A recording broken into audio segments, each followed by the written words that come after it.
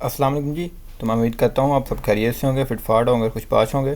तो मेरा बेटा आज का जो हमारा टॉपिक है वो हमारे पास है मेथड्स टू रिड्यूस फ्रिक्शन, कि हम लोग फ्रिक्शन को किस तरह से कम कर सकते हैं। ठीक है, वो हमने देखना है वो तरीके कौन से हैं। ठीक हो गया। तो इससे पहले हम लोग फ्रिक्शन को पढ़ के आए थे। हमने देखा फ्रिक्शन हमारे पास क्या होती है, हमने स्लाइडिंग फ्रिक्शन पढ़ा, उसके में हमने उसकी टाइप्स पढ़ी, फिर टर्मिनल वेलोसिटी को देखा और फाइनल हमने रोलिंग फ्रिक्शन को देखा। और हमने इसके अंदर ये भी जाना कि किस तरह से हमारे पास जो रोलिंग फ्रिक्शन है वो बेटर देन है स्लाइडिंग फ्रिक्शन से। तो इसके अलावा हमारे पास कुछ मेथड्स, ऐसे मेथड, तरीके जिनको हम लोग अप्लाई करके जो है फ्रिक्शन को और मज़ीद कम कर सकते हैं, वो आज हमने स्टडी करने हैं। तो चलिए आज का जो लेक्चर उसको स्टार्ट करते हैं। तो फर्स्ट नंबर 1 पे हमारे पास है जी, the parts which slides against each other are highly polished. कि आप जो हमारे पास पार्ट्स होंगे जिन्होंने आपस में स्लाइड करना है उनको अच्छे से पॉलिश किया जाए।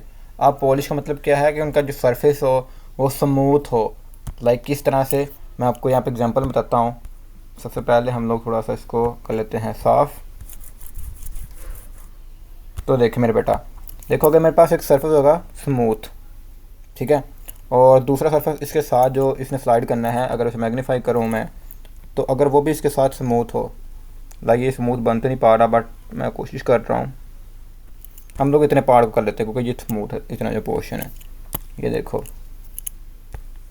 ये जो पोर्शन है ये स्मूथ है। लेकिन अगर मैं ये बात करूँ तो ये देखो ये स्मूथ नहीं है, यहाँ पर रेड वाला ज़्यादा है और ग्रीन वाला कम है।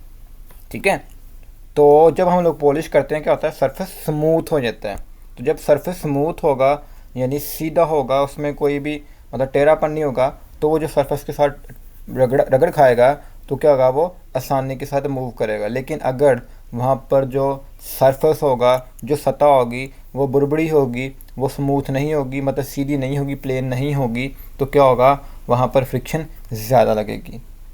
इसको जैसे हम लोग ले लेते हैं, हम लोग बाइक रोड पे चला रहे हैं, तो अगर आपका जो रोड है वो स्मूथ हो, सीधा हो, तो आपकी जो बाइक होगी वो स्मूथली आसानी के साथ उसके ऊपर चल पाएगी। लेकिन हालांकि यहाँ पे पॉलिश कह सकते हैं, लेकिन हम लोग मशीनरी की पार्ट्स को पॉलिश करें। लेकिन एग्जांपल की समझा रहा हूँ, ये अगर आपकी बाइक होगी तो स्मूथली इसके ऊपर चल पाएगी। लेकिन अगर हमारे पास रोड हो, वो ख़राब हो, टूटा हुआ हो, क्या वहाँ पर गाड़ी जो है वो स्मूथली चल पाएगी, यानी सीधी सुकून से चल पाएगी? कभी भी नहीं। तो इसी तरह से जो मशीन्स के पार्ट्स होते हैं, अगर वो भी हमारे पास स्मूथ होंगे, ठीक है, उनको अच्छे से पॉलिश किया जाएगा ताकि वो आपस में जो सरफेस कॉन्टैक्ट करे तो वो स्मूथ हो, बुड़बड़ा ना हो। जब बुड़बड़ा होगा तो वहाँ पर क्या होगा, फ्रिक्शन ज़्यादा लगेगी। तो इसलिए कहते हैं कि जो पार्ट्स हैं जिन्होंने आपस में स्लाइड्स करना है उनका हाईली पॉलिश होना ज़रूरी है। तो इससे क्या होगा, उनकी फ्रिक्शन कम हो जाएगी। Since friction of liquid is less than of solid, तो कहता है जो हमारे पास लिक्विड्स होते हैं इनकी फ्रिक्शन क्या होती है, लेस देन होती है सॉलिड सरफेस से।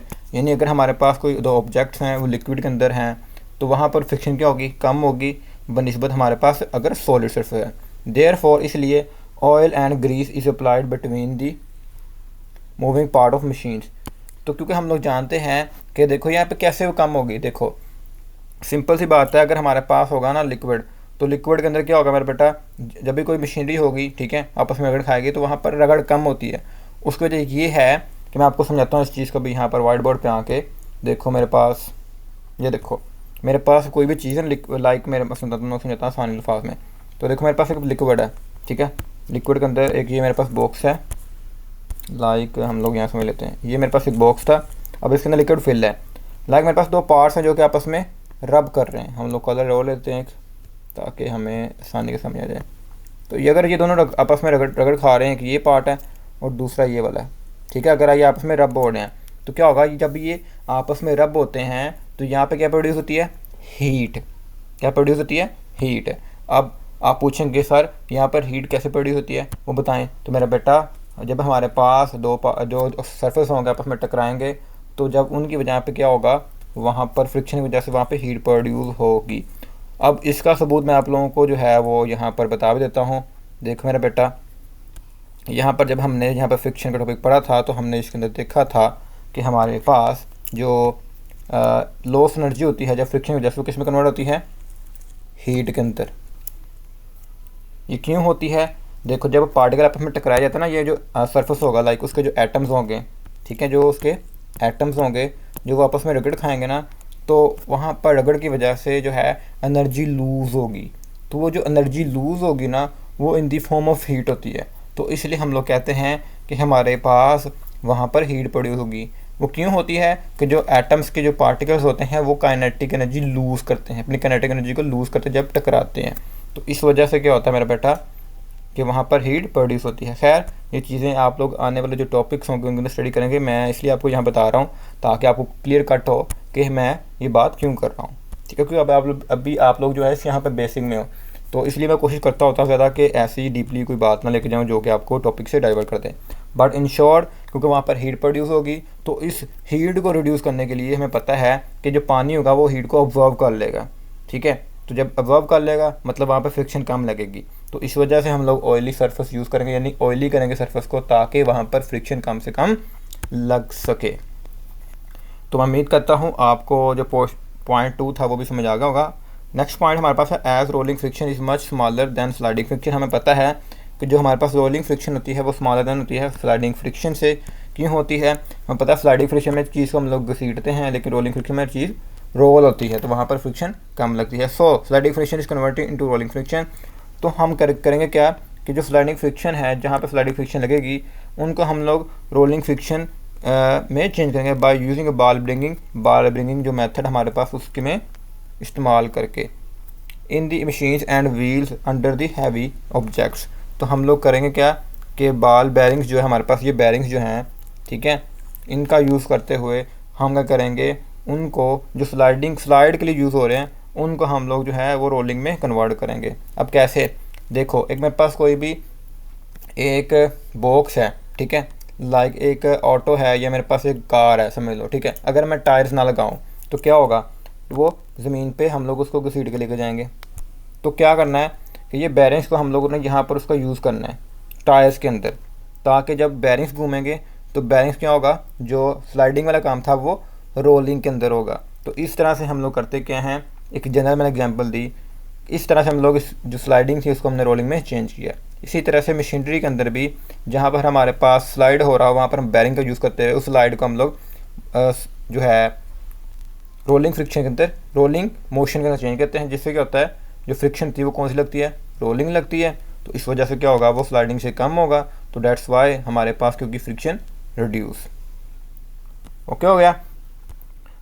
पॉइंट 4 में हमारे पास है जी friction force does not act only among solids, high speed machine vehicles, aeroplanes, ships also face a friction while moving through the air and water. कहता है हमारे पास जो फ्रिक्शन होती है वो सिर्फ सॉलिड बॉडी पर नहीं लगती, वो हमारे पास जो गाड़ियाँ स्पीड से मूव करती हैं उनके ऊपर लगती है, एरोप्लेन के ऊपर भी लगती है, शिप्स जो हमारे पास समुद्री जहाज़ होते हैं उनके भी लगती है, जब वो पानी या हवा में जा रहे होते हैं। If the front of the wheel is flat, अगर हमारे पास फ्लैट होगा, it face more resistance by air. Like आप लोगों ने पुरानी गाड़ियाँ वगैरह देखी होंगी, जहाँ हमारे पास जो बसेस लोकल चल रही हैं आपने देखोगी वो आगे से कुछ ऐसी होती हैं ऐसे फ्लैट। तो क्या होगा, अगर यहाँ पर ये फ्लैट होंगी तो मेरा बेटा यहाँ पर जब एयर टकराएगी इसके साथ ये तो मैक्सिमम टकराएगी, तो मतलब इसको रेजिस्टेंस मैक्सिमम जो है वो रेजिस्ट करेगी, यहाँ पे फेस होगा उसका रेजिस्टेंस।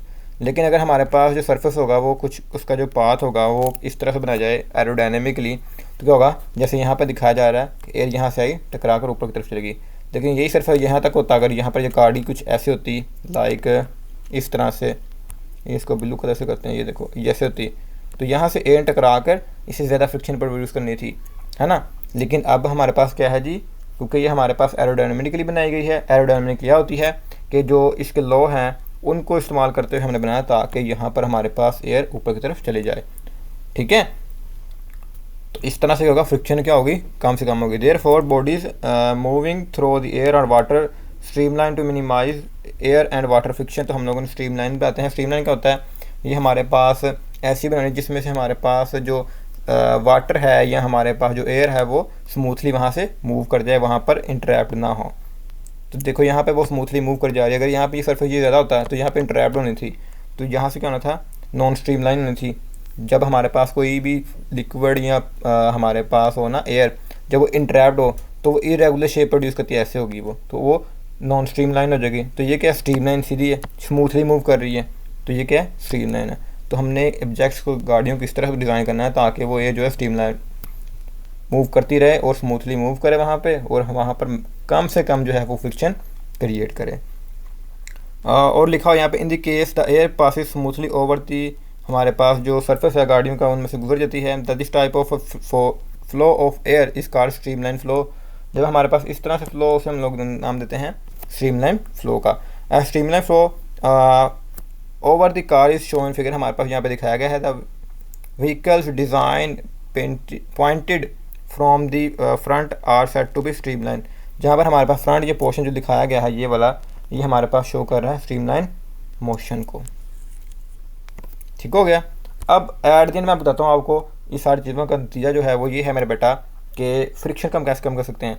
सबसे पहले आपने स्मूथली सरफेस बनाना है, स्मूथ होंगे तो वहाँ पे फ्रिक्शन कम होगी। नंबर 2 पर आप ग्रेस का इस्तेमाल करो ताकि जो हीट एनर्जी है उसको ऑब्जर्व कर ले और वहाँ पे फ्रिक्शन कम से कम लगे। नंबर 3 पर अपने ऑब्जेक्ट्स को स्ट्रीमलाइन बनाओ, यानी इस तरह से बनाओ कि जो वहाँ से एयर है वो उसको जो उसके ऊपर जो फोर्स लगाया वो कम से कम और वहाँ से पास कर जाए। आपने देखा होगा कि आपने जो जितनी भी स्पोर्ट्स कार देखी हैं उनकी जो शेप है बहुत ही जो है वो नीचे ग्राउंड होती हैं और बड़ी स्मूथली बनाई हैं डिज़ाइन वगैरह। तो बेटा वो डिज़ाइन ही असल में होता है उसका, वो इस तरह से उसको बॉडी को कर्व पा दिया जाता है ताकि जब मैक्सिमम अमाउंट ऑफ जो उस पर लगने वाले जो फोर्स है ना वो उसको टकरा के उससे गुजर जाए। एक और चीज़ बताऊँ, आपने देखा होगा मोस्टली स्पोर्ट्स कार के बैक साइड पर एक बम्पर लगा होता है ऊपर की तरफ, यहाँ पर इस जगह पर कुछ यूं फॉर्म में वेल इस तरह से बना होता है, इस तरह से करके।